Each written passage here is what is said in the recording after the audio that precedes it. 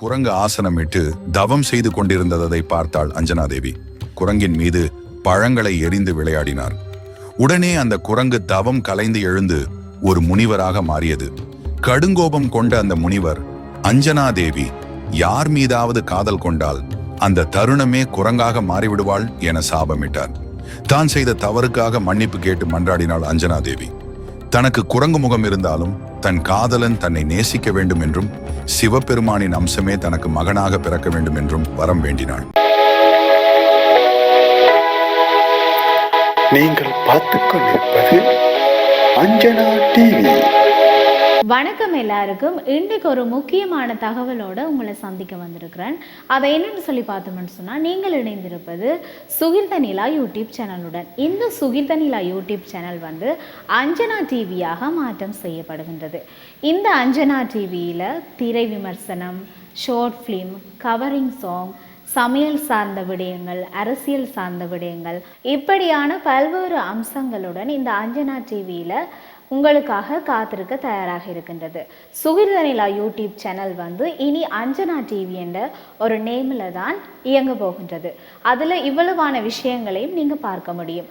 இந்த விஷயத்தை பார்த்து நீங்கள் மற்றவங்களுக்கு ஷேர் பண்ணி கமெண்ட் பண்ணும் பொழுது உங்களுக்கு கிஃப்ட் வவுச்சர் எல்லாமே கிடைக்கிற ஒரு சந்தர்ப்பம் காணப்படுகிறது.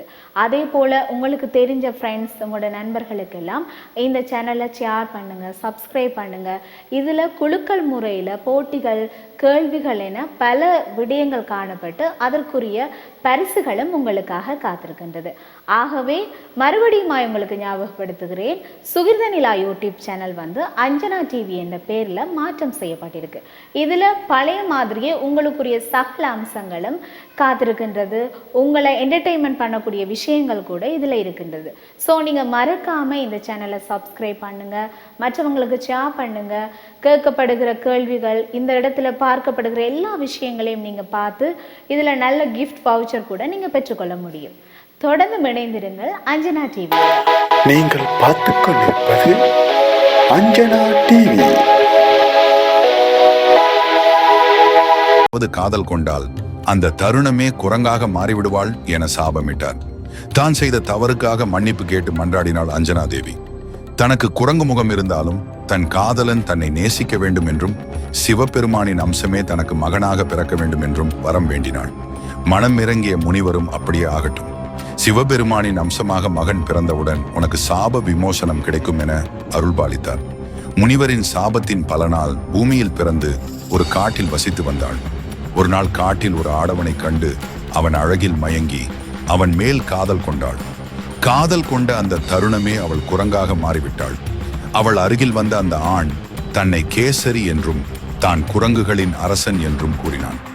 குரங்கு தலையை கொண்ட மனிதனான அவனால் நினைத்த நேரத்தில் மனிதனாகவும் குரங்காகவும் உருமாற முடியும். இதை கண்டு ஆச்சரியமடைந்தாள் அஞ்சனாதேவி. தன்னை திருமணம் செய்து கொள்ளும்படி அஞ்சனாதேவியிடம் கேட்டான். அந்த காட்டிலேயே அஞ்சனாதேவியும் கேசரியும் கந்தர்வ முறைப்படி திருமணம் செய்து கொண்டனர். திருமணத்திற்கு பிறகும் சிவபெருமானை நினைத்து எப்பொழுதும் தவத்தில் இருந்தாள் அஞ்சனாதேவி. இதனால் மனம் குளிர்ந்த சிவபெருமான் என்ன வரம் வேண்டும் என கேட்டார். முனிவரால் தனக்கு கிடைத்த சாபத்தில் இருந்து விமோசனம் பெற சிவபெருமானே தனக்கு மகனாக பிறக்க வேண்டும் என கூறினாள். அப்படியே ஆகட்டும் என வரம் கொடுத்தார் சிவபெருமான். அதே சமயம் அயோத்தியாவின் அரசனான தசரத சக்கரவர்த்தியும் பிள்ளை வரம் வேண்டி புத்திரகாமேஷ்டி யாகத்தை நடத்தி கொண்டிருந்தார். இதனால் மனம் குளிர்ந்த அக்னிதேவன் தசரதனிடம் புனிதமான பாயாசத்தை கொடுத்து இதனை சரிசமமாக உன்னுடைய தேவியருக்கு பங்கிட்டு கொடுன்னு என கூறினார். தசரதனும் தன்னுடைய பட்டத்து ராணியான கெளசல்யா கோசலைவிற்கும் கைகேகிக்கும் இரண்டாக பிரித்து கொடுத்தார்.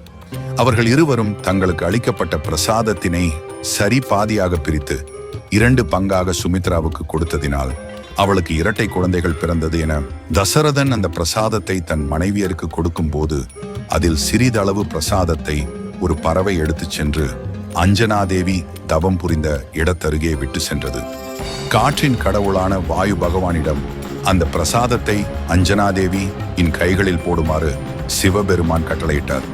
பாயாசத்தை பார்த்த அஞ்சனா மிகுந்த சந்தோஷத்துடன் அதனை உண்டாள். அதனை உண்ணும் போது சிவபெருமானின் அருளை அஞ்சனாதேவி உணர்ந்தாள். அதன் பிறகு குரங்கின் முகத்தை கொண்ட ஒரு மகனை பெற்றெடுத்தார் அஞ்சனாதேவி. அக்குழந்தை சிவனின் அம்சமே ஆகும். அந்த குழந்தை தன்னுடைய குழந்தை பருவத்திலேயே மிகுந்த பலசாலியாக விளங்கி வந்தார் அனுமன். தன் தந்தை கேசரி மற்றும் தாய் அஞ்சனாதேவியின் சக்திகளை அவர் பெற்றார். வாயுதேவனின் மகன் என்பதால் காற்றை போல் மிக வேகமாக செயல்பட்டார். ஆஞ்சநேயரின் பிறப்பால் அஞ்சனாதேவி தன் சாபத்திலிருந்து விமோசனம் பெற்றார். சாப விமோசனம் பெற்ற அஞ்சனாதேவி வான் உலகுக்கு திரும்பினாள். பின்னர் ராமபிரானின் தீவிர பக்தனானார் ஆஞ்சநேயர். ராவண யுத்தத்தில் பெரும்பங்கு வகித்து ராமர் கைகளினாலே சிரஞ்சீவி வரம் பெற்றார். இந்த மாதிரி ஒரு தடவை நீங்க பண்ணிட்டீங்க.